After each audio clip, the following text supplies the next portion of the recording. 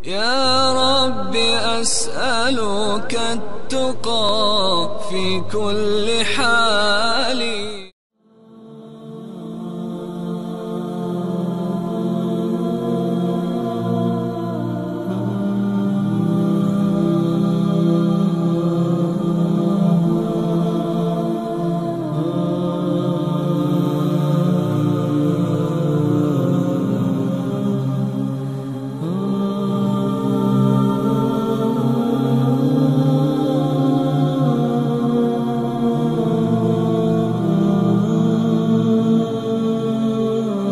السلام علیکم ورحمۃ اللہ وبرکاتہ. الحمدللہ ان الحمد للہ والصلاة والسلام علی رسول اللہ وعلی آلہ واصحابہ وآل بیتہ اجمعین. اما بعد، اعوذ باللہ من الشیطان الرجیم. یا ایہا الذین آمنوا اتقوا اللہ حق تقاتہ ولا تموتن الا وانتم مسلمون.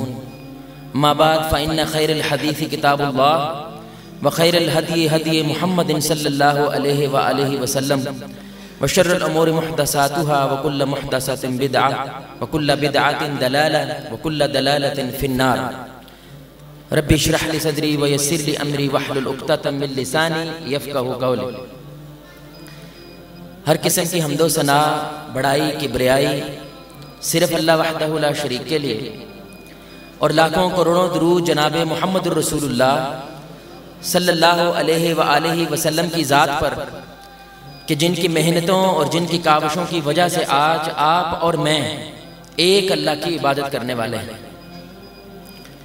میرے پیارے بھائیوں، دوستوں، بزرگوں اور بہت ہی قابل احترام ماؤں اور بہنوں، ہمارے معاشرے میں ایک بہت بڑی غلط فہمی پائی جاتی ہے، اور اس غلط فہمی کی وجہ سے ہمارے سارے کے سارا معاشرہ آج بھگت رہا ہے. وہ غلط فہمی یہ ہے کہ ہم نے ارکان اسلام کو اسلام کا اصل مقصد سمجھ لیا ہے، یعنی کہ نماز، روزہ، حج، زکوٰۃ، اسی کو مقصد اسلام بنا لیا ہے. حالانکہ ایسا نہیں ہے. جب اسلام کا مطالعہ کیا جائے تو یہ پتہ چلتا ہے کہ ارکان اسلام مقصد نہیں ہے، یہ ایک ذریعہ ہے ایک اور بڑے مقصد کو حاصل کرنے کے لیے. اسی وجہ سے آپ دیکھتے ہیں کہ کبھی کبھی 5 وقت کا نمازی ہے، نماز پڑھنے والا ہے، لیکن پھر بھی رشوت لیتا ہے. 5 وقت کا نمازی ہے، پھر بھی دھوکہ دیتا ہے، فراڈ کرتا ہے، ظلم کرتا ہے، زیادتی کرتا ہے، کیونکہ وہ یہ سمجھتا ہے بس نماز پڑھ لو 5 وقت کی، سارے کا سارا پر ہو جائے گا. 5 وقت کی نماز پڑھ لو، سب کچھ ٹھیک ہو جائے گا، میرے سے اللہ راضی ہو جائے گا. حالانکہ اسلام کی یہ سوچ نہیں ہے. اسلام کی سوچ ہے یہ ایک ذریعہ ہے ایک بڑا مقصد تمہارے میں پیدا کرنے کے لیے. وہ کیا ہے؟ وہ ایک بندہ مومن کی شخصیت سازی ہے، اس کے کردار کو بلند کرنا ہے، اس کی شخصیت کو بلند کرنا ہے. یہ اصل مدعا ہے، اصل مقصد یہ ہے. اسی وجہ سے نماز کا مقصد جو اللہ قرآن میں بیان کیا کرتا ہے، ان الصلاۃ تنہی عن الفحشاء والمنکر. اللہ نے طاقت رکھی ہے نماز میں کہ یہ تمہیں روکے گی برائی سے، لیکن تم نمازی ہو جھوٹے ہو، نمازی ہو بدکار ہو، نمازی ہو دھوکہ اور فریب کرتے ہو. تمہاری نماز تیرے ساتھ جھوٹ بول رہی ہے. اگر یہ نماز ہے جیسی اللہ نے نازل کی ہے تو پھر اس میں اللہ نے طاقت رکھی ہے کہ تم کو برائی اور بے حیائی سے روکے گی. اگر یہ نماز اس انداز سے پڑھی جائے جیسے اللہ چاہتا ہے پڑھی جائے تو یہ آپ کی شخصیت کو بدل دیتی ہے، آپ کے کردار کو بلند کرتی ہے. ایسے ہی روزے کے بارے میں بھی ہے. آج کا جو ہمارا موضوع ہے وہ اس غلط فہمی کو دور کیے بنا سمجھ نہیں آ سکتا. آپ یہ ہرگز نہ سمجھے کہ نماز ہے، روزہ ہے، حج ہے، زکوٰۃ ہے تو اب بخشے جائیں گے. اس کے ساتھ کچھ اور فرائض بھی ہیں، اس کے ساتھ کچھ اور باتیں بھی ہیں جو اللہ چاہتا ہے بندہ مومن میں پیدا ہو. اگر وہ ہیں تب میرے بھائیوں اور دوستوں آپ کی یہ ساری کی ساری چیزیں وہ پھل آپ کو دے سکتی ہیں، وہ ثمر دے سکتی ہیں جو اللہ چاہتا ہے کہ بندہ مومن کو ان چیزوں کے ذریعے سے ملے. اس لیے علماء بیان کرتے ہیں کہ اسلام جو ہے نا یہ مجموعہ ہے ایمانیات کا، اور یہ ایمانیات آپ کے رسم و رواج کو بناتی ہیں. ایمانیات ہمارے رسم و رواج بناتی ہیں، اور یہ رسم و رواج آپ کے کردار کو پیدا کرتے ہیں. اور یہ کردار اچھا ہے یا برا یہ تب پتہ چلتا ہے جب آپ لوگوں کے ساتھ معاملہ کرتے ہیں. جب لوگوں کے ساتھ ڈیلنگ کرتے ہیں، یہ تب پتہ چلتا ہے۔ اس لیے اسلام اگر اس کا خلاصہ بیان کیا جائے تو وہ ایک ایسا کردار بندے میں پیدا کرنا ہے کہ جب وہ بندہ کسی کے ساتھ ملے، کسی کے ساتھ بات کرے، معاملہ کرے، تو وہ یہ کہے میں بھی ایسا بننا چاہتا ہوں، میں بھی اس مومن جیسا بننا چاہتا ہوں۔ اگر اللہ کے ساتھ محبت کر کے یہ کچھ پیدا ہوتا ہے تو میں بھی سب کچھ ایسے ہی پیدا کرنا چاہتا ہوں۔ اٹس آل اباؤٹ ڈیلنگز میرے بھائیوں اور دوستو، یہ سب کچھ معاملات کی بات ہے۔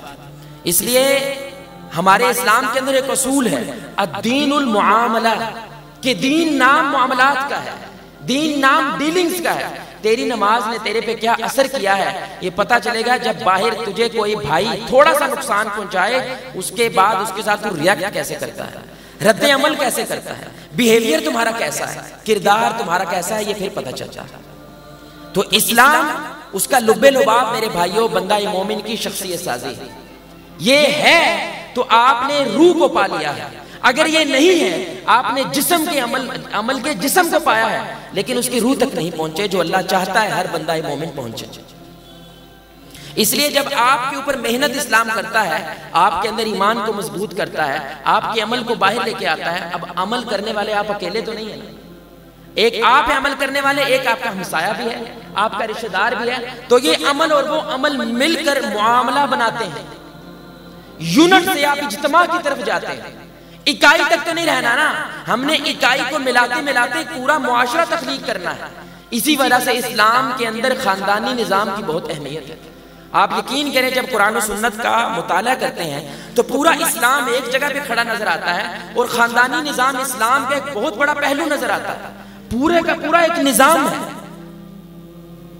اور جو بھی اس نظام کو توڑنے کی کوشش کرتا ہے اس کے لیے بڑے سخت احکامات ہیں۔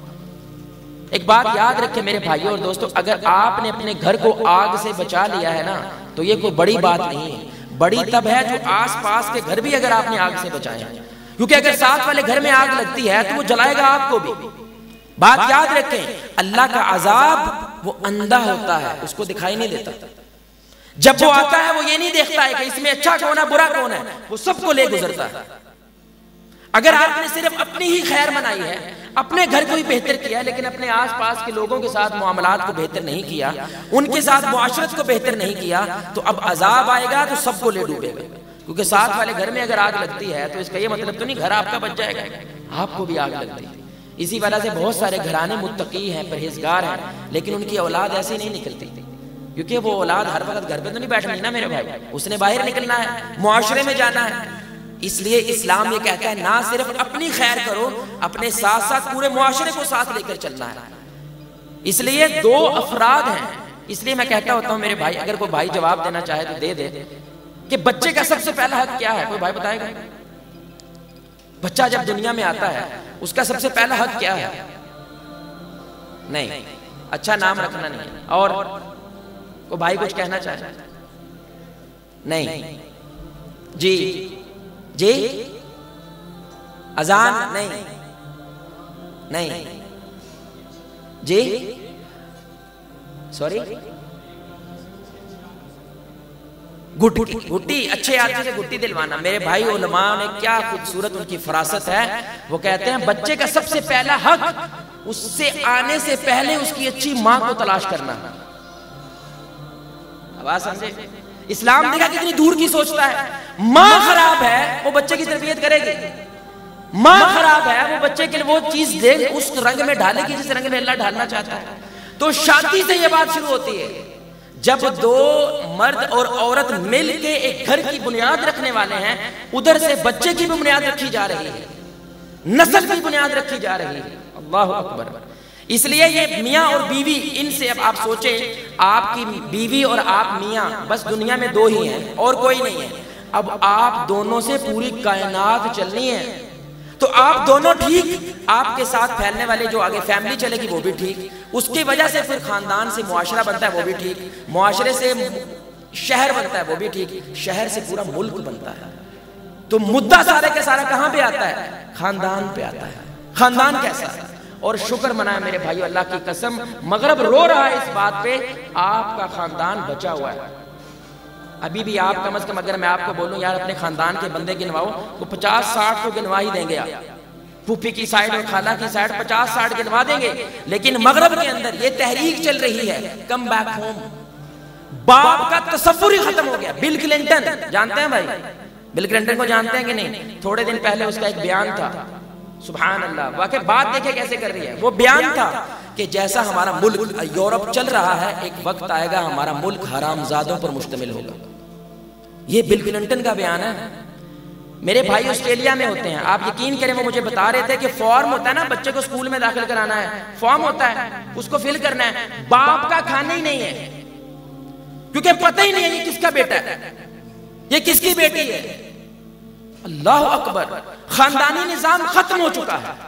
اب جب ایک برائی کا بندے کو لت پڑ جائے نا, اس کو دو بڑی پریشانیاں ہوتی ہیں. ایک, وہ جب برائی نیکی کو دیکھتی ہے نا اس کو کوفت ہونے لگتی ہے, اس کو اپنا ماضی یاد آنا, ہمارا بھی گھر اچھا تھا, ہمارا خاندان بھی اچھا تھا. تو ایک ہی طریقہ پھر بدل جاؤ, اس بس کو بدلو, وہ بس لے کے واپس چلے جاؤ, ابھی بھی دیر نہیں ہوئی ہے. دوسرا طریقہ کیا ہے, ہم تو ڈوبے ہیں تمہیں لے کے ڈوبیں گے, ہم ختم ہوئے ہیں نا تو تمہیں دیکھ کے ہمیں بار بار یہ احساس ہوتا ہے کہ خاندان نام کی بھی کوئی چیز ہوتی ہے. اب تمہارے خاندان کو بھی ختم کریں گے, اس کا شرازہ بھی بکھیریں گے, اور وہ بہت حد تک کامیاب ہوگا. آج کا خاندان وہ نظر کہاں پہ آتا ہے, جنازوں پہ یا شادی پہ, اور خاندان کہاں ہے ہمارا. میرے بھائی جس طرح یہ ٹیبل آپ کو نظر آ رہا ہے نا, اب آپ کو لگے گا ٹیبل اچھا خاصا ہے, بڑا مہنگا ہے, لیکن اگر اندر سے اس کو دیمک لگی ہوئی ہے, دیمک ایک پھونک کی مار ہے, شاید تھوڑا سا ہائٹ ہونا ہے, اس کو تھوڑی سی اللہ کی طرف سے آزمائش آنی ہے, سارے کے سارے اس چیز میں بکھر جانا ہے. آج کے مسلمانوں کے خاندان باہر سے لگتا ہے, رسمن لگتا ہے یہ مسلمانوں کا خاندان ہے, لیکن اندر دیمک لگ چکی ہے, اندر سے وہ تباہ ہو چکا ہے. اور یہ معاشرہ تباہ ہوا ہے اسی وجہ سے کیونکہ ہمارا خاندان تباہ ہو گیا ہے. خاندان جب پیکٹ ہوتا ہے, خاندان ٹھیک ہوتا ہے, معاشرہ خراب نہیں ہوتا, وہ خراب ہونے. اس لیے آج بھی کچھ علاقے, کچھ گاؤں ایسے ہیں وہ پورے کا پورا گاؤں ایک خاندان ہے. یہ راجپوتاں دا پنڈ ہے, اے بٹاں دا پنڈ ہے, اے ارائیاں دا پنڈ ہے, وہ پورے کا پورا علاقہ ایک خاندان. آپ سوچیں اگر وہ خاندان کی بنیاد دین کی پہ ہوتی اور وہ جڑا ہوتا تو پورے کا پورا وہ پنڈ, پورے کا پورا علاقہ اسلام کی تصویر پیش کرتا. پورے کا پورا وہ علاقہ ایک چھوٹی خلافت تو پیدا کر سکتا تھا کہ نہیں کر سکتا تھا, کہ یہاں پہ ہمارا گاؤں ہے, ہمارا گھر ہے. یہ نائجیریا کے اندر ایک بندہ ہے, سبحان اللہ, اس نے شادیاں کافی کی ہیں, اس کا ورلڈ ریکارڈ بھی ہے. 80 سے زائد بچے ہیں اس کے, پتہ نہیں 85 ہیں یا 80 بچے ہیں, 80 بچے اس کے, ورلڈ ریکارڈ ہے. اس کو اپنے بچوں کے نام بھی نہیں آتے, لیکن ایک پوری کالونی اس کی ہے, ایک پوری کالونی ہے اس کی, سبحان اللہ. لیکن وہ دیندار ہے, اس لیے اس کالونی میں آپ گھستے ہیں ایسے لگتا ہے آپ مدینہ کی جو نبی صلی اللہ علیہ وسلم ریاست کو پیدا کیا تو ادھر آ گئے. کیوں؟ کیونکہ وہ خاندان مضبوط ہے, اس خاندان سے پھر جو معاشرہ تخلیق ہوتا ہے وہ بھی مضبوط ہوتا ہے, وہ بھی جڑا ہوتا ہے. ہمارے رشتے اتنے کمزور ہو گئے ہیں میرے بھائی کہ میں آپ کے گھر آیا تھا کیونکہ آپ کی اولاد ہوئی تھی تو میں مٹھائی کا ایک ڈبہ لے کے آیا تھا. ایسے ہی ہے, ایسے ہی ہے. آپ میرے گھر آئے ہیں, مٹھائی نہیں لے کے آئے, رشتہ ختم. یقین کریں میں نے ایسے خاندان دیکھے ہیں کہ ساٹھے اسی انہوں نے گھر گئے سی, 80 مٹھائیاں لے کے گئے سی, 2 کلو کا ڈبہ لے کے گئے تھے, 2000 روپیہ بھی دے کے آئے تھے, وہ سکے تھے مل مائیا, سکے پہ سارا کچھ کر کے چلا گیا, رشتہ ختم. اتنے کمزور رشتے اب ایک مٹھائی کے ڈبے کی وجہ سے ٹوٹ جائیں گے. یقین کریں یہ جب قربانی آتی ہے نا, یہ سین دیکھنے والا ہوتا ہے. ساٹھے گھر چچڑے والا گوشت بھیج چڑیا, رشتہ ختم. فلاں کے گھر میں پٹھ دی بوٹی بھیجی, ہمارے گھر میں چچڑے والا گوشت بھیجا, رشتہ ختم. انا للہ و انا الیہ راجعون. یہ بنیاد ہے ہماری. گوشت ٹھیک نہیں ہے, مجھے میٹھا نہیں اچھا دیا, مجھے پیسہ نہیں دیا, رشتہ تباہ ہو جاتا ہے. اتنے کمزور, یہ دیمک لگی ہوئی ہے اندر. باہر سے لگتا ہے کہ رسمن بڑا اچھا مسلمانوں کا خاندان ہے, اندر سب کچھ ختم ہو چکا ہے. اس لیے میرے بھائی حالیہ ایک تحقیق کے مطابق دنیا میں ایک بے سکونی کی سب سے بڑی وجہ, وہ تو دنیاوی لحاظ سے تحقیق کرتے ہیں, سب سے بڑی وجہ جب ایک انسان کا گھر تباہ ہو جاتا ہے. اس لیے اللہ رب العزت نے قرآن میں کیا, اللہ نے 14 سال پہلے یہ بات کی تھی کہ جب میاں اور بیوی شادی کریں, اس کا مقصد اللہ نے کیا بیان کیا, تاکہ تم سکون پا سکو, شانتی پا سکو, استحکام کو پا سکو. تو میرے بھائی گھر, میرے بھائی ایسیوں سے نہیں بنتے, گھر اس سے نہیں بنتے کہ آپ نے اٹلی کا فرنیچر رکھا ہوا ہے, چیتے کی کھال کا آپ نے پیچھے کارپٹ بچھایا ہوا ہے. اس سے گھر نہیں, گھر تو لوگوں سے بنتے ہیں, ان کے درمیان محبت نہیں ہے. گھر ایک محل بھی اللہ کی قسم جہنم کا روپ پیش کرتا ہے کہ نہیں کرتا؟ اس لیے اپنا میرا گھر میری جنت یہ کوئی چھوٹی بات نہیں ہے. آپ پورے دنیا گھوم کے آتے ہیں, پیسے کی جگہ رہتے ہیں. اگر آپ کا گھر واقعی ویسا ہے جیسے اسلام چاہتا ہے, آپ گھر انٹر ہوتے جاتے ہیں, سکون آ جاتا ہے, ایسی کمال کی نیند آتی ہے. اکثر لوگ ہیں ان کو باہر نیند نہیں آتی, ان کو صرف اپنے گھر میں ہی نیند آتی ہے, کیونکہ گھر ایک سکون کی جگہ ہے. اور آج اکثر مرد جو ہے نا, میں نے اتنے مردوں کو جانتا ہوں, وہ کہتے ہیں زیادہ ٹائم باہر سپینڈ کرتے ہیں, بس گھر سونے جانا ہے.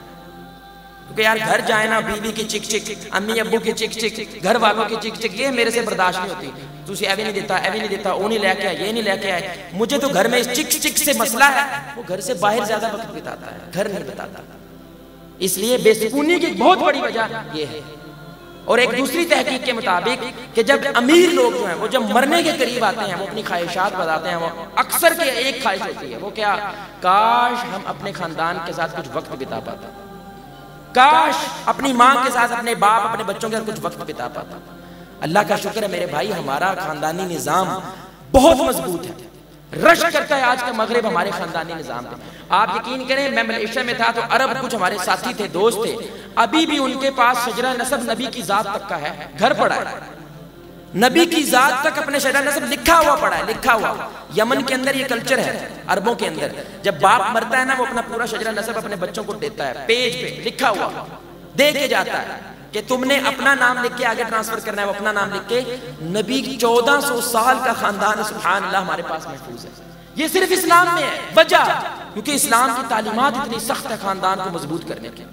اسلام صرف فرد کی اصلاح کی بات نہیں کرتا, اجتماع کی بھی اصلاح کی بات کرتا ہے, معاشرے کی بھی اصلاح کی بات کرتا ہے. اور وہ بنتا کب ہے, عمل اور آپ کا عمل مل کے معاملہ بناتا ہے. تو آپ کا اور ایک دوسرے کا معاملات جب ٹھیک ہوں گے تو خاندان ٹھیک ہوگا. اس لیے ہم نے اس مدعے کو, اس ایشو کو, اس موضوع کو بڑا اہم جانتے ہوئے اس کو آج کے طور پہ رکھا. میرے بھائی, آج ایک اکثر جملہ آپ نے سنا ہوگا, اکثر یہ جملہ سنا ہوگا, وہ یہ ہے, یار پہلے دور بڑے چنگے سے, ایک بندہ کماتا تھا, سارا خاندان کھاتا تھا. یہ سنا ہے جملہ آپ نے؟ اکثر لوگ یہ جملہ بولتے ہیں. لیکن آج سارا خاندان کماتا ہے اور پھر بھی پورا نہیں پڑتا. ایسی بات ہے. تب مکان میرے بھائی وہ کچے تھے, مگر لوگ سچے تھے. آج مکان پکے ہیں لیکن لوگ کھڑا نہیں رہے, لوگ سچے نہیں رہے. اس کی ایک بہت بڑی وجہ اللہ نے قرآن میں 14 سال پہلے بیان کی تھی کہ تمہارا گھر, اس میں برکت کا فقدان ہوگا, ختم ہو جائے گی. اس کی ایک وجہ ہے. وہ وجہ کیا ہے؟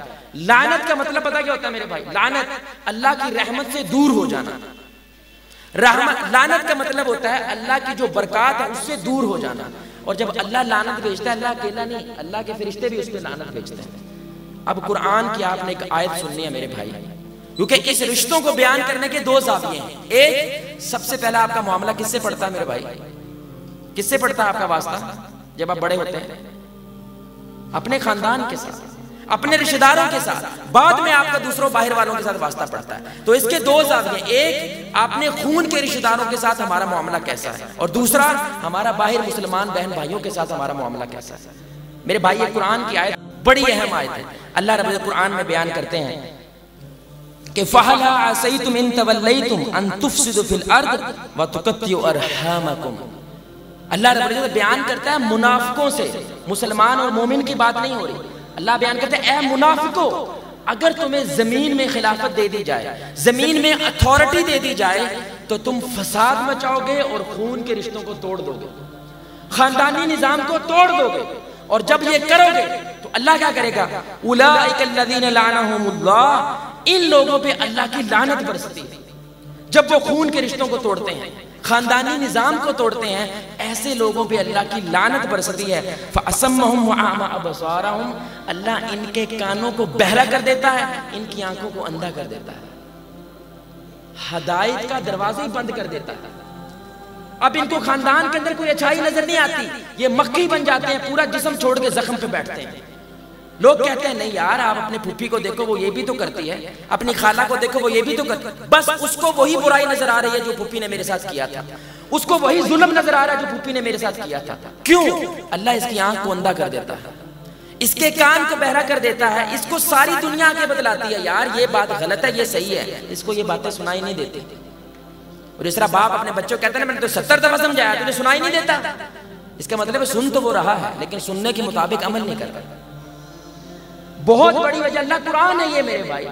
اور اللہ کیا کہہ رہے ہیں؟ جب خاندانی نظام ٹوٹنے لگتا ہے اس وقت اللہ کی لعنت برسنے لگتی ہے. لعنت برستی ہے کیونکہ آپ نے معاشرہ سارے کا سارا خراب کرنے کی کوشش کی ہے. سارے کا سارا معاشرہ خراب ہوگا نا جب خاندان خراب ہوگا, جب ان میں بکھرے گئے. اور اس آیت کو ہمارے نبی نے کب پڑھا؟ جب آپ صلی اللہ علیہ وسلم نے یہ واقعہ بیان کیا. اس واقعے کے بعد آپ نے اس آیت کو پڑھا. اور اتنا خوبصورت واقعہ ہے, اتنا بہترین انداز ہے رسول اللہ کی ذات کا کہ بندہ دنگ رہتا ہے کہ کتنی محنت کے ساتھ آپ صلی اللہ علیہ وسلم نے ہم تک یہ پیغام پہنچایا ہے تاکہ ہمارے اندر کہ وہ ذہنیت ہے, سوچ ہے, وہ بدل سکے. رسول اللہ صلی اللہ علیہ وسلم نے ارشاد فرمایا کہ جب اللہ رب العزت نے ساری تخلیق کو بنا لیا, ساری کی ساری کائنات کو بنا لیا, جو رحم ہے, اللہ اکبر, رحم جو ہے, رحم کہتے ہیں عربک میں رشتہ کا, خون کا جو رشتہ ہوتا ہے. رحم جو ہے یہ اللہ کے سامنے مجسم شکل میں کھڑا ہوتا ہے. ایک جیسے مجسم آپ اور میں ہیں, جیتے جاگتے انسان ہیں, الرحم بھی ایسے ہی اللہ کی ذات کے سامنے کھڑا ہوتا ہے اور ایک خدشے کا اظہار کرتا ہے. اللہ اکبر, حدیث کا انداز دیکھیں آپ, خدشے کا اظہار کرتا ہے اللہ کی ذات کے ساتھ. وہ کیا خدشہ ہے؟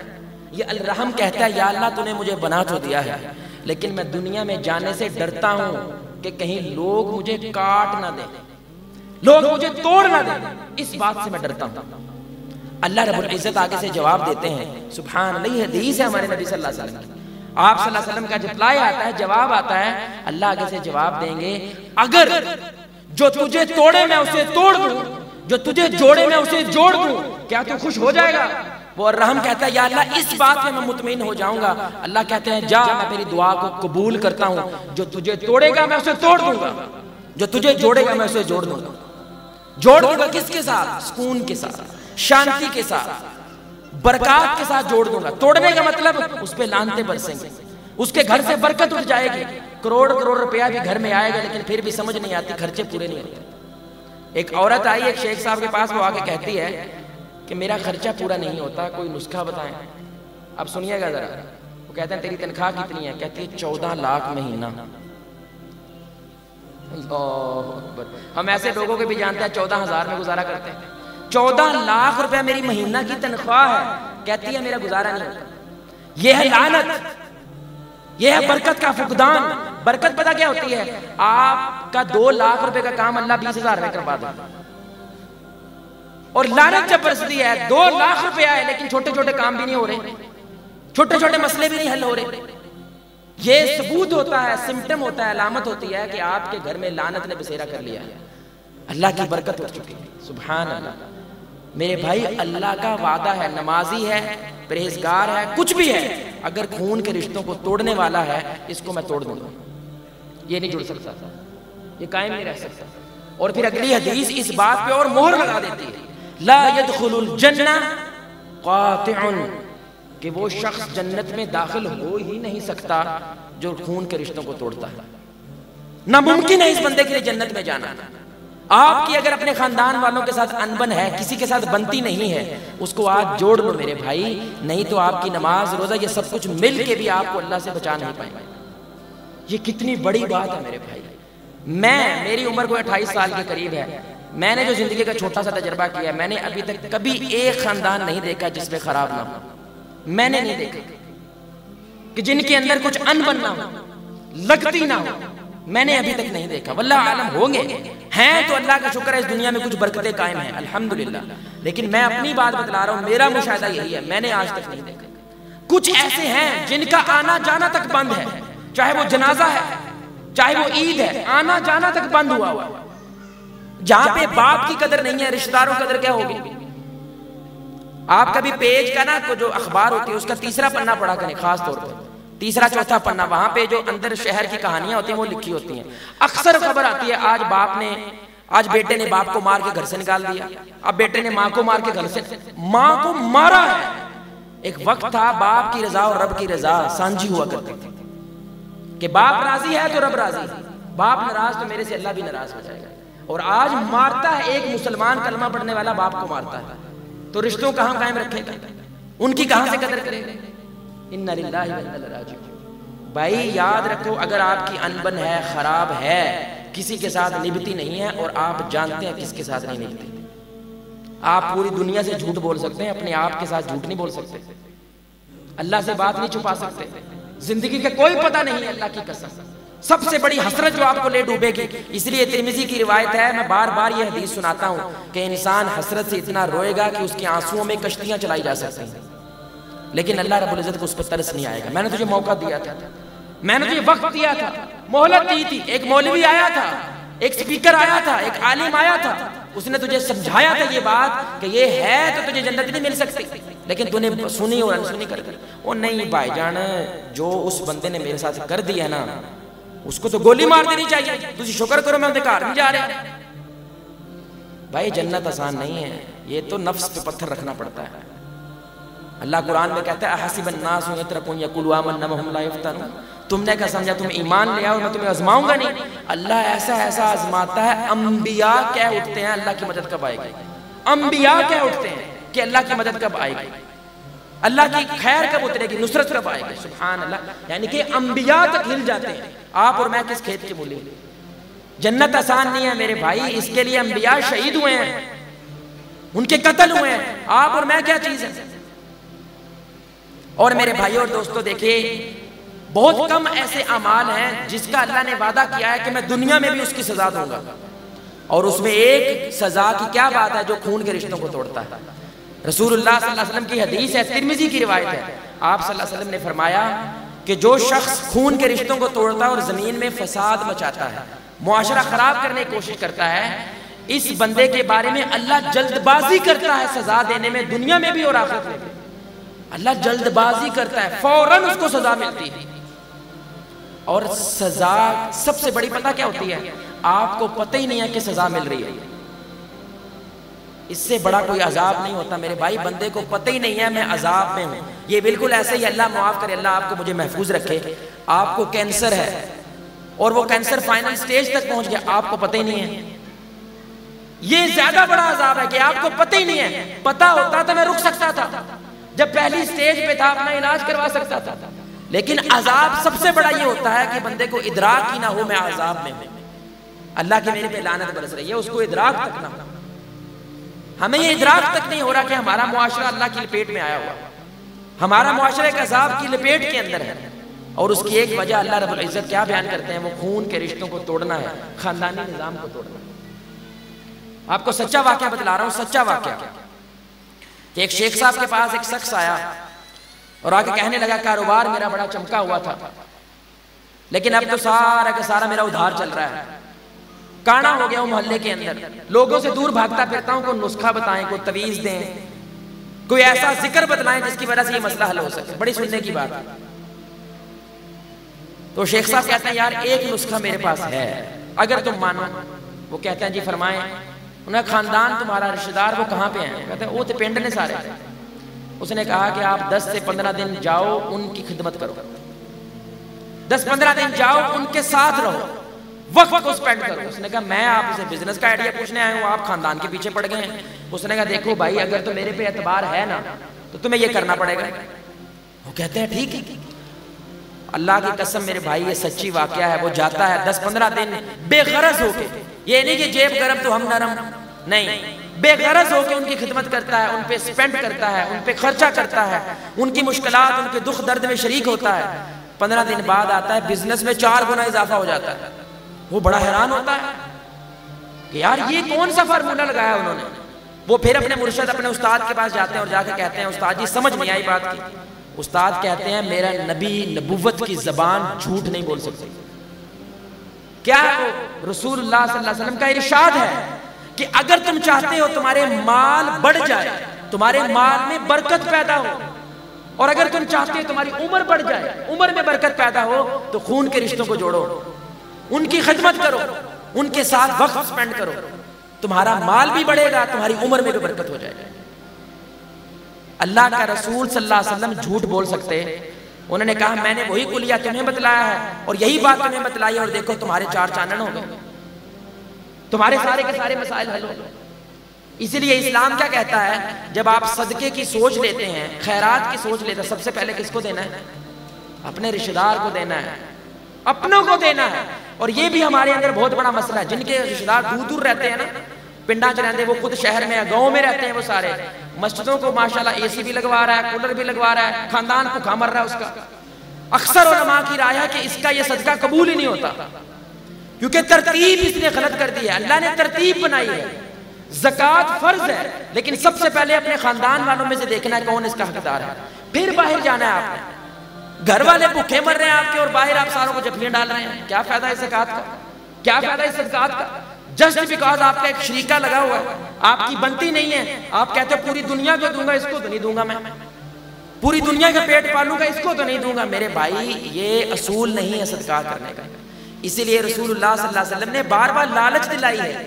آپ نے فرمایا کہ صدقہ جب غریب پہ کیا جاتا ہے تو 1 اجر ملتا ہے، لیکن جب اپنے رشتے پہ کیا جاتا ہے تو 2 اجر ملتا ہے. وجہ ایک صدقہ کرنے کا، دوسرا رشتے جوڑنے کا، ان کو مضبوط کرنے کا 2 اجر ہے. اور اس سے بھی زیادہ اجر کس کو ملتا ہے؟ جو اپنی فیملی پہ خرچ کرتا ہے، اپنی میاں بیوی بچوں پہ خرچ کرتا ہے، اس سے بھی بہترین صدقہ ہے. یہ بات کیوں ہے میرے بھائی؟ تاکہ یہ خاندانی نظام مضبوط ہو سکے. یہ کمزور ہے، اندر دیمک لگی ہوئی ہے. اس لیے آپ بہتر کبھی کبھی ہونا بھی چاہتے ہیں، لیکن آپ کا خاندان آپ کو پھر برا بنا دیتا ہے. آپ نیکی کے راستے پہ چلنا بھی چاہتے ہیں، آپ کے خاندان کا پریشر آپ کو چلنے نہیں دیتا. آپ خیر کی دعوت دینا چاہتے ہیں، لیکن آپ کے خاندان کا پریشر اس لائن پہ چلنے نہیں دیتا. اسی لیے اسلام کہتا ہے اپنی نہیں، اپنے ساتھ دوسروں کو بھی فکر کرنی ہے، اپنے خاندان کو جوڑنا ہے. اور اکثر لوگ کیا بات کرتے ہیں؟ اکثر لوگ یہ بات کرتے ہیں، میں نے بڑی کوشش کی ہے حاجی صاحب، حافظ صاحب، میں نے بڑی کوشش کی کہ میرے خاندان کے اندر محبت پیدا ہو. میں جب بھی جاتا ہوں، میں پھول دیتا ہوں، وہ آگے سے گملہ دے دیتے ہیں. میں محبت کی بات کرتا ہوں، وہ آگے سے گالم گلوچ کرتے ہیں. ہو سکتا ہے شاید آپ کا مسلک کوئی اور ہو، اس وجہ سے ہو سکتا ہے وہ زیادہ امیر ہیں، آپ غریب ہیں، اس لیے گھاس نہیں ڈالتے. کوئی بھی وجہ ہو سکتی ہے. رسول اللہ صلی اللہ علیہ وسلم کے پاس بھی ایسا شخص آیا تھا اور آگے کہنے لگا یا رسول اللہ صلی اللہ علیہ وسلم، بڑی سننے کی بات ہے، یہ ان کے لیے بھی بات ہے میرے بھائی جن سے لوگ بنانا چاہتے ہیں وہ بناتے نہیں، اور یہ ان کے لیے بھی بات ہے جو بناتا چاہتے ہیں لیکن بنتی نہیں. دونوں کے لیے یہ بات ہے. رسول اللہ صلی اللہ علیہ وسلم کی ذات کے پاس ایک شخص آیا اور آگے کہنے لگا اے اللہ کے رسول، میرے رشتہ دار جو ہیں، میں جب بھی خیر کا کام کرنا چاہتا ہوں وہ مجھے 4 آگے سے سناتے ہیں. میں محبت کا ہاتھ بڑھاتا ہوں، وہ آگے سے نفرت پھیلاتے ہیں، گالیاں دیتے ہیں. آپ نے فرمایا اگر تو تم ویسے ہی ہو جیسا کہہ رہے ہو تو تم ان کے منہ میں خاک ڈال رہے ہو، خاک، آگ ڈال رہے ہو ان کے منہ میں. یعنی کہ وہ اپنے آپ کو اللہ کے ہاں مجرم بناتے چلے جا رہے ہیں. یہ ایک بندہ آیا ہے رشتہ جوڑنے کے لیے، لیکن تم آگے سے اس کی حوصلہ افزائی نہیں کر رہے. اگلا اپنا نفس مار کے آ گیا میرے بھائی، اگلا معافی مانگنے کے لیے آ گیا، جڑ جاؤ، لیکن وہ نہیں جڑتے. اللہ کے رسول نے فرمایا ایسے جو اس کے منہ میں تم خاک ڈال رہے ہو، اور تم اگر ایسے ہی کرتے رہے تو اللہ کی ذات تمہارے ساتھ ہے، اللہ کی ذات تمہارا ساتھ دے گی، کیونکہ اس ساری چیزوں کے باوجود تم پھر بھی رشتہ جوڑنا چاہتے ہو. تو آپ نے فرمایا اصل رشتہ جوڑنا کیا ہے؟ تم سے جو توڑے تم پھر بھی جوڑو. یہ رشتہ جوڑنے کی بات ہے. دیکھیں نا میرے بھائی، شیطان آ جائے نا انسانی شکل میں، شیطان، میں عام بندے کی بات نہیں کر رہا، شیطان آ جائے، اس کے ساتھ بھی تھوڑی بہت محبت کی بات کریں گے، وہ بھی کرے گا کہ نہیں کرے گا؟ آپ کو بے شک پھنسانے کے لیے کرے گا صحیح. تو میرے بھائی اصل محبت تو وہ ہے کہ اگلا گملہ مارے آپ پھر بھی آگے سے پھول دے دیں. حالانکہ اللہ رب العزت کی ذات نے آپ کو قصاص حق دیا ہے، آپ بدلہ لے سکتے ہیں، لیکن اللہ ساتھ کیا کہتا ہے؟ اللہ احسان کرنے والوں کے ساتھ ان سے محبت کرتا ہے جو معاف کر دیتے ہیں. میرے بھائی یہ حدیث سنیں، کتنی بڑی بات ہے یہ. میں صرف یہ باتیں اس لیے کر رہا ہوں کہ آپ کے ذہن میں کوئی یہ جواز باقی نہ رہ سکے کہ اس وجہ سے میں اپنے رشتوں کو نہیں جوڑتا، اس وجہ سے میں اپنے دادے کے ساتھ نہیں بنا رہا، پھپھی کے ساتھ نہیں بنا رہا، خالہ کے ساتھ نہیں بنتی، میرے فلاں کزن کے ساتھ نہیں بنتی. یہ وجہ ہے. میں آپ کی وہ جواز کو قتل کرنا چاہتا ہوں، اس کو ختم کرنا چاہتا ہوں. آپ صلی اللہ علیہ وسلم نے فرمایا او بھائی ہیلو، میں مان رہا ہوں کہ تو حق پہ ہے. اچھا اگر بندہ جھوٹ پہ کھڑا ہو کے لڑائی کر رہا ہے، جھوٹا ہے، اور الٹا چور کوتوال کو ڈانٹے والی بات ہے، پھر تو دوہرا گناہ ہو رہا ہے نا میرے بھائی. لیکن ایک بندہ حق پہ ہے لیکن پھر بھی لڑائی جھگڑے کو ترک کر دیتا ہے، پھر بھی لڑائی جھگڑے کو چھوڑ دیتا ہے. آپ نے فرمایا محمد کی یہ ضمانت ہے کہ میں تمہیں جنت کے وسط میں جگہ لے کے دوں گا. اب تو مان جا، مان رہا ہوں بھائی تو حق پہ ہے. بندہ کیا کہتا ہے؟ میں ٹھیک ہوں وہ غلط ہے. نبی کیا کہہ رہے ہیں؟ مان رہے ہیں کہ تو حق پہ ہے لیکن جھک جا، جھک جا. اللہ اکبر. میرے بھائی نبی کے اوپر اعتبار ہے آپ کو؟ وہ بولے بھائی آواز نہیں آئی. اعتبار ہے کہ نہیں ہے؟ رسول اللہ کی ذات کے لیے گارنٹی ہے. یہ گارنٹی کا لفظ استعمال کرنے کی ہمارے نبی کو ضرورت نہیں ہے. ہماری جان کے ساتھ ہمارے نبی کی ذات پہ. لیکن وہ پھر بھی کیا کہتے ہیں؟ او میں گارنٹی دیتا ہوں تجھے، گارنٹی ہے میری، جھک جا، میں تجھے جنت میں جگہ لے کے دوں گا وسط میں. اچھا وسط میں کہا ہے؟ وسط میں لفظ ہے وسط میں، یعنی کہ شروع نے بوئے تے لے کے آ گیا کہ تو آپ ہی جانتے رب جانے. نہ لے کے جاؤں گا ساتھ. نماز کی وجہ سے یہ نہیں کہا، روزے کی وجہ سے نہیں کہا، حج عمرے کی وجہ سے نہیں. کس کی وجہ سے کہا بھائی؟ اس لیے میں نے شروع پہ کیا بات کی، نماز روزہ مقصد نہیں ہے، ذریعہ آپ کے اندر ایسا کردار پیدا کرنے کے لیے کہ آپ حق پہ ہوتے ہوئے بھی جھک جائیں. پھر ایک دوسری بات نبی نے کیا کہا؟ اللہ کی قسم. نبی کی بات دیکھیں، اللہ کی قسم، اللہ کی قسم، اللہ کی 3 بار قسم اٹھائی ہمارے نبی. اور کیا کہا؟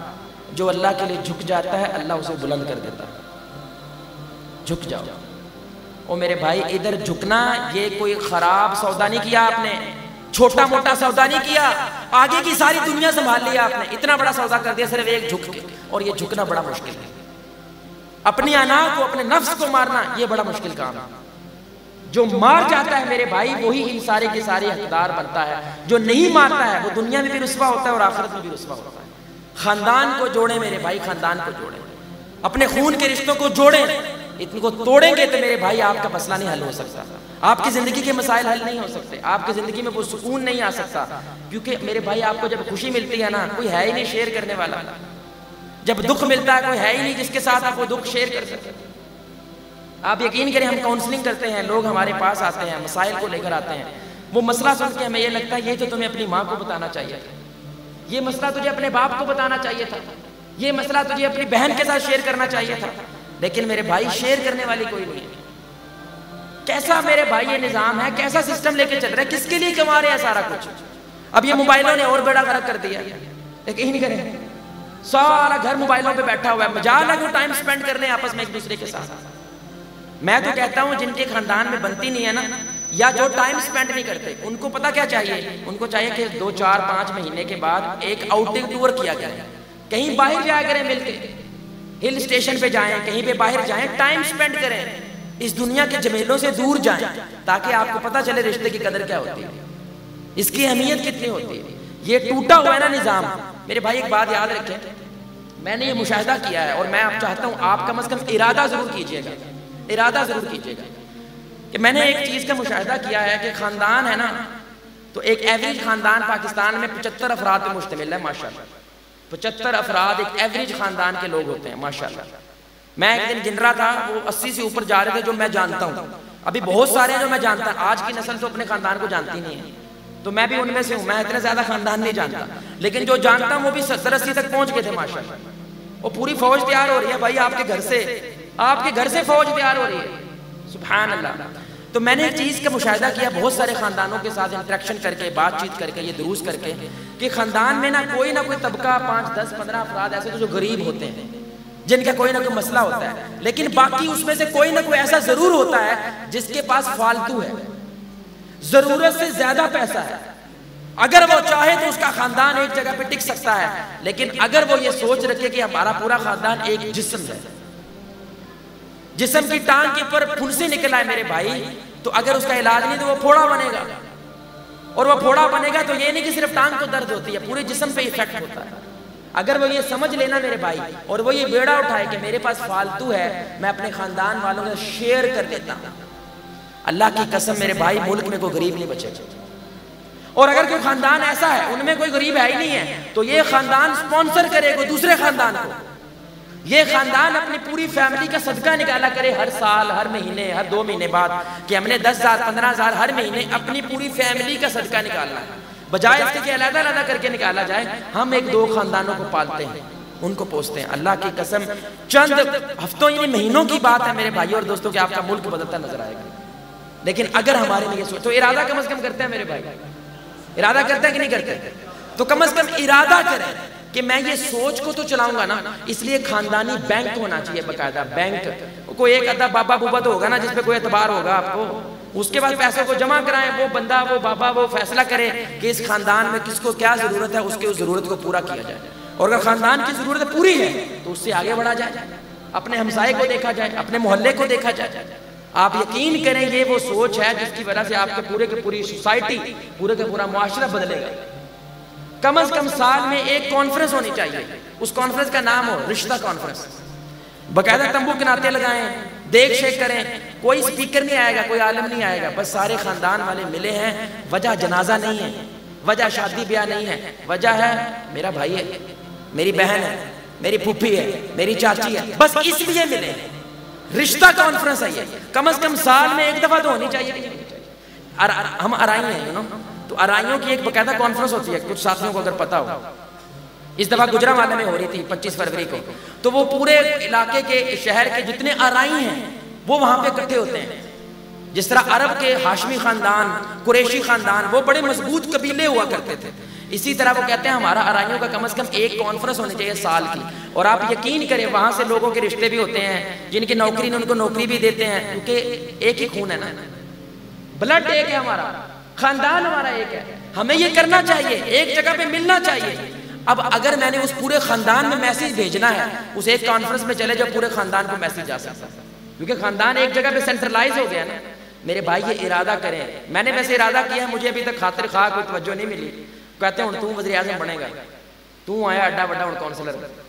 کیونکہ میں چھوٹا ہوں نا، تو اکثر جو بڑے لوگ ہوتے ہیں، جو بزرگ ہوتے ہیں، وہ کہتے ہیں تو سانو سمجھائے گا، ہوں تو دسے گا سانو کی کرنا کی نہیں کرنا. تو کبھی کبھی وہ بات مانتے نہیں ہیں، مشکل ہوتی ہے، کیونکہ چینج آنا کوئی آسان کام نہیں ہے. اس کے لیے تھوڑی درد ہوتی ہے. اس لیے میں کہتا ہوتا ہوں تبدیلی درد مانگتی ہے. اگر آپ درد برداشت کر جاتے ہیں تو تبدیل ہو جاتے ہیں. اگر وہ درد برداشت نہیں کرتے تو ساری زندگی ویسے کے ویسے ہی رہتے ہیں جیسے پیدا ہوئے تھے، کچھ نیا نہیں کر سکتے. میری گزارش سمجھ رہے میرے بھائی، یہ کچھ ٹپس ہیں اپنے خاندان کو مضبوط کرنے کے لیے. تو یہ زاویہ کون سا تھا؟ یہ ہمارے خون کے رشتوں کا زاویہ ہے. لیکن دوسرا زاویہ کیا ہے میرے بھائی؟ ہمارے مسلمانی رشتہ، ایمانی محبت جو محبت ہے وہ اصل ایک رشتہ ہے، وہ دوسرے نمبر پہ آتا ہے. پہلے کیا ہے؟ اپنے آپ کے اوپر محنت ہے، اپنے آپ کی محنت کے بعد رشتوں کے اوپر محنت ہے، رشتوں کے بعد آپ کا باہر پورے کے پورا جو مسلمان ہے آپ اور میں ہیں ان کے ساتھ معاملہ بھی ہے کہ نہیں ہے. اب بات سمجھ رہے ہیں؟ ایک دفعہ نا میرے بھائی یہاں پہ کیونکہ دوسرا پڑاؤ آ رہا ہے، سستی نہ چاہ جائے، ایک دفعہ ہم کھڑے ہو جاتے ہیں، ٹھیک ہے؟ سارے کے ساری بہنیں بھی بھائی بھی کھڑے ہو جائیں، کھڑے ہو جائیں سارے. آپ نے نا مڑ کے نا رائٹ سائڈ پہ مڑے، تھوڑے سے کندھے دبائیں بھائی، مڑے ایک دفعہ سارے بھائی، شاباش جزاک اللہ. ایک دفعہ کندھے دبا دیں، جزاک اللہ جزاک اللہ. ان کے دبا دیں، جزاک اللہ جزاک اللہ. بیٹھ جائیں.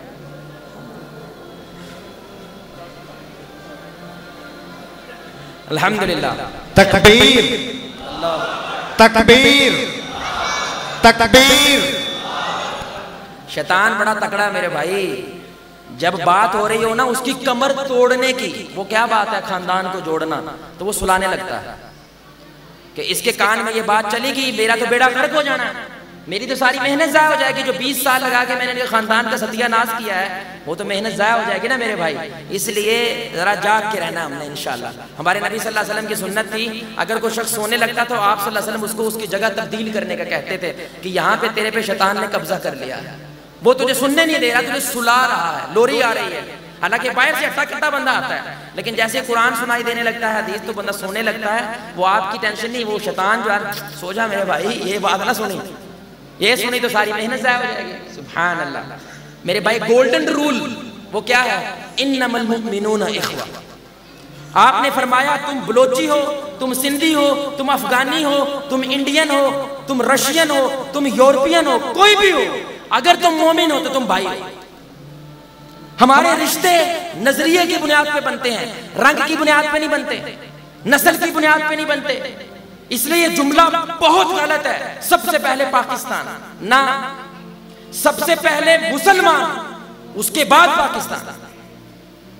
نظریہ پہلے ہے میرے بھائی. کیا اللہ نہ کرے، اللہ نہ کرے، اللہ نہ کرے، اگر ہمارے ہاتھ سے یہ ملک، اللہ میرے منہ میں خاک ڈالے، ہمارے ہاتھ سے ملک چھوٹ جائے گا، ہم اسلام چھوڑ دیں گے.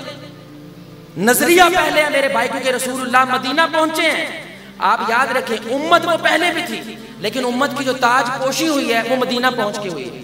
تو مدینہ میں سب سے پہلا کام ہمارے نبی نے مواخات مدینہ کیا ہے، مہاجرین انصار کو نظریے کی بنیاد پہ بھائی بنایا ہے، اور ایسا بھائی بنایا ہے کہ اللہ کی قسم دنگ تھی ساری کی ساری دنیا محبت کو. جیسے آپ نے دوبارہ سے متعارف کروایا ہو، 2 بیویاں ہیں جس کے پاس، وہ کہتا ہے کہ آپ اس میں سے چوز کر لو، ایک کو طلاق دے دوں گا تمہاری بیوی بنا دوں گا.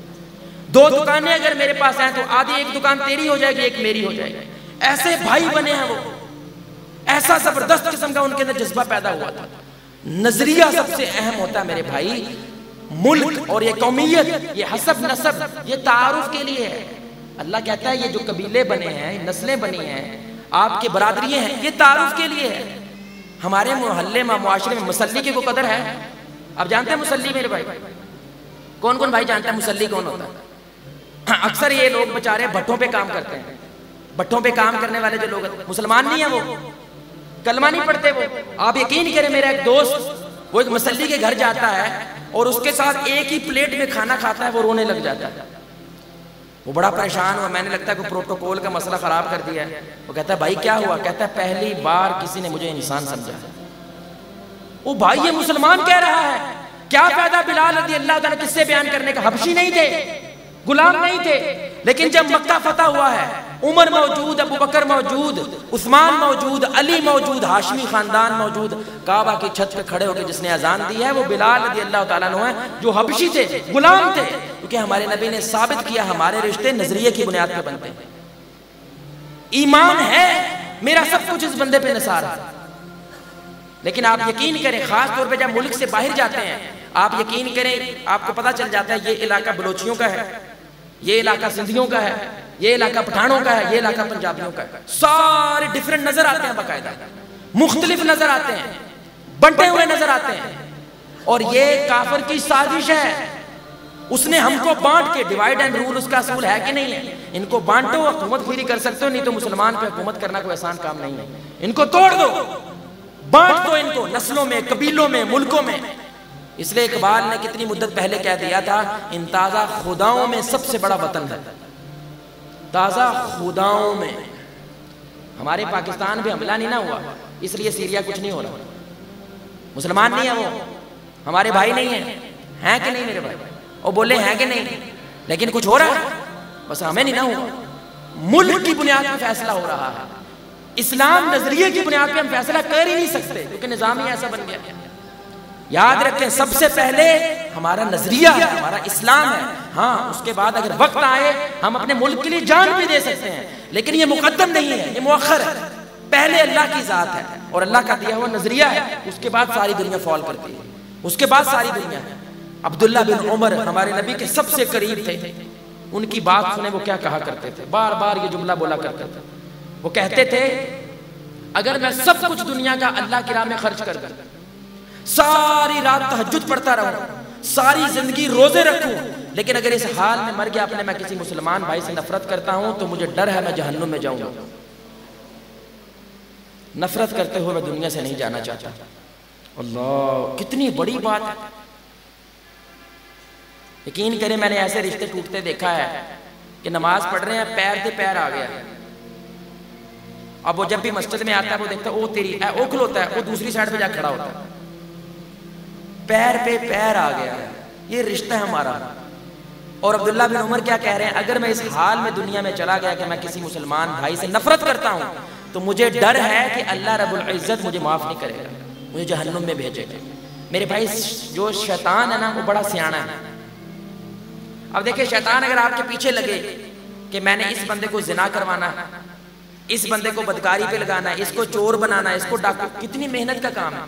ابھی میں آپ کو آگے اگر یہ کہوں کہ یار آؤ ڈاکہ ڈالتے ہیں، آپ ڈالیں گے؟ محنت کرے گا نا شیطان، محنت کرے گا. ایک وقت پہ شاید لے کے آ جائے آپ ڈاکہ ڈال دیں. شیطان یہ کہتا ہے کہ یار ایسا کام کریں کہ یہ محنت بھی کرے، کوشش بھی کرے، وہ قبول ہی نہ ہو. بڑا سیانا ہے. بڑی سننے کی بات ہے کہ ایسا کام کریں یہ توحید کے ساتھ، سنت کے مطابق، استقامت کے ساتھ، اخلاص کے ساتھ عمل کریں. اب زیادہ بات واضح ہوئی ہے، لیکن پھر بھی اس کا عمل ہی نہ قبول ہو. ایسا کوئی کام کرتے ہیں وہ کیا ہے؟ دو بھائیوں کی لڑائی کروا دو. کیونکہ شیطان علم رکھتا ہے جو رسول اللہ صلی اللہ علیہ وسلم نے آپ کو ہم تک تعلیمات پہنچائی ہیں. بخاری کی حدیث، صحیح حدیث ہمارے نبی صلی اللہ علیہ وسلم کی کہ ہر سوموار کو اور جمعرات کو اللہ کے ہاں ہمارے اعمال پیش ہوتے ہیں. اسی وجہ سے ہمارے نبی سوموار اور جمعرات کا روزہ رکھتے تھے.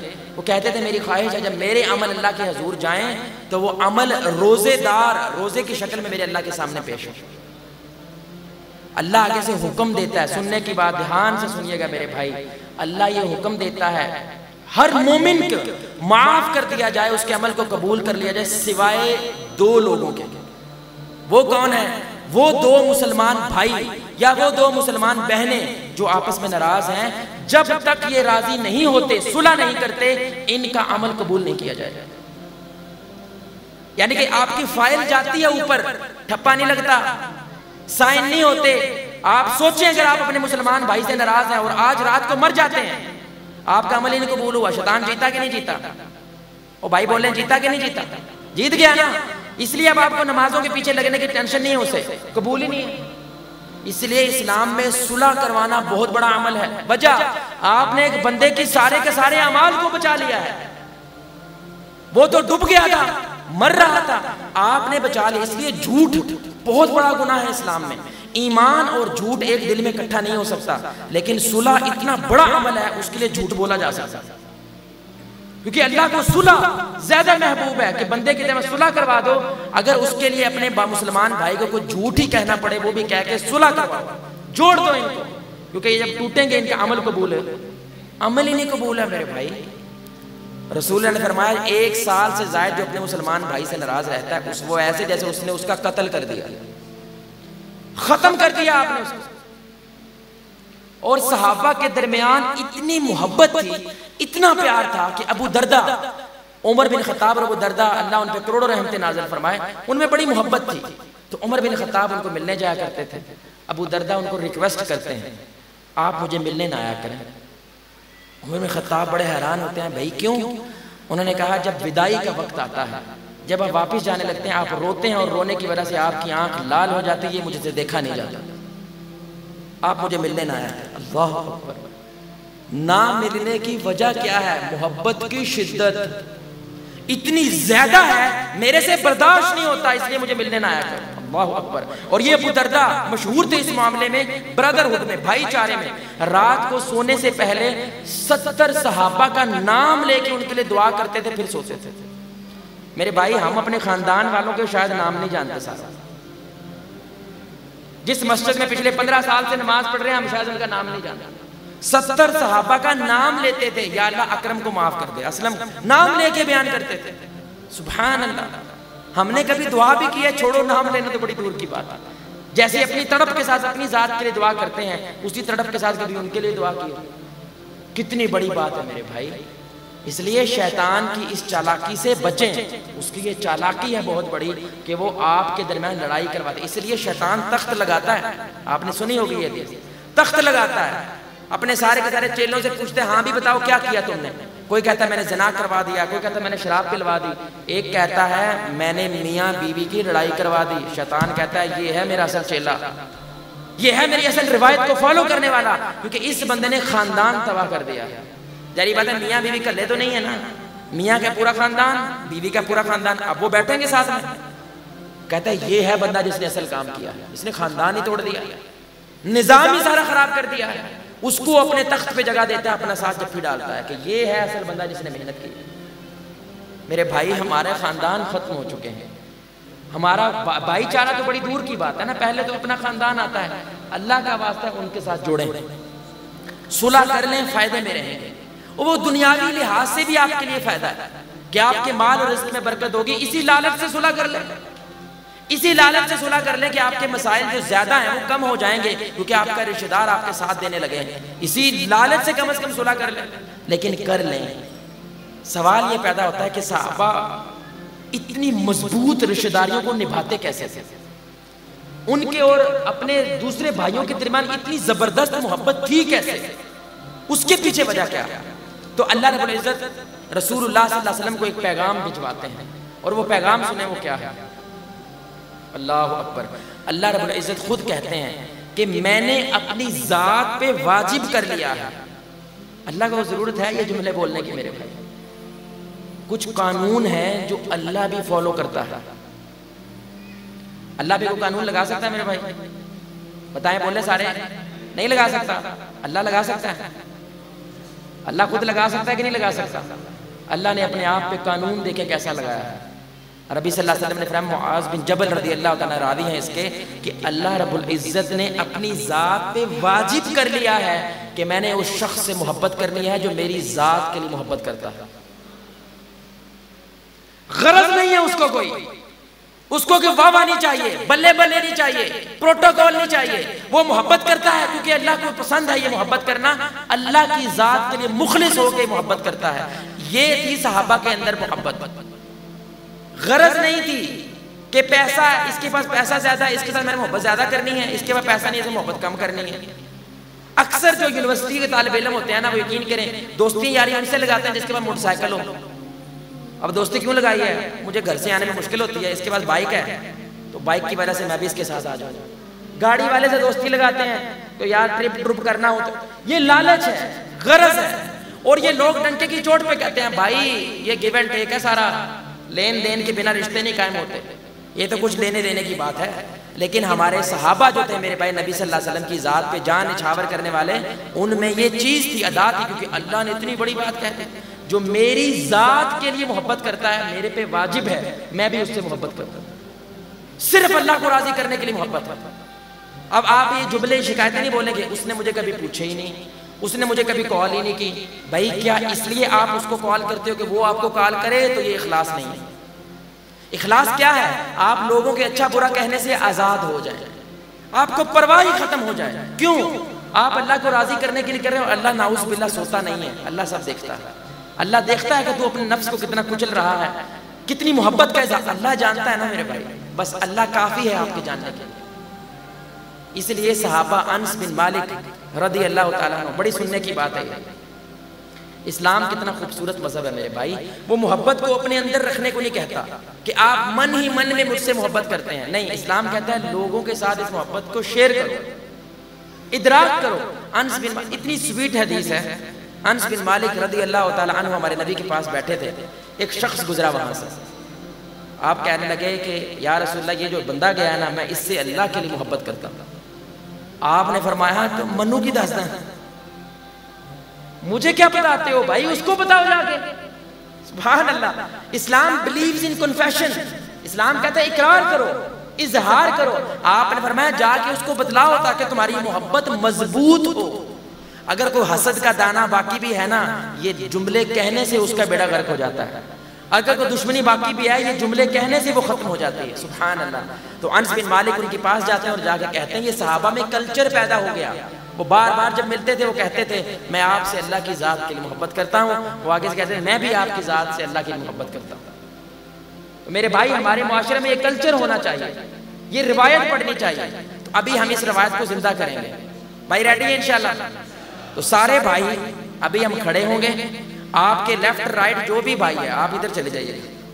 آپ کے لیفٹ رائٹ جو بھی بھائی اس کو گلے سے لگائیں اور گلے لگا کے یہ جملہ بولیں اللہ کی قسم مجھے تجھ سے اللہ کی ذات کے لیے محبت ہے. سارے کھڑے ہو جائیں، ایک دفعہ کریں سارے. بہنیں بھی کریں انشاءاللہ، بہنیں بھی.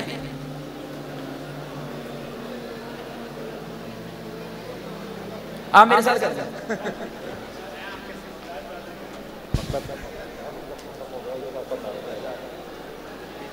سچی بات ہے. اللہ کا بیٹھے بیٹھے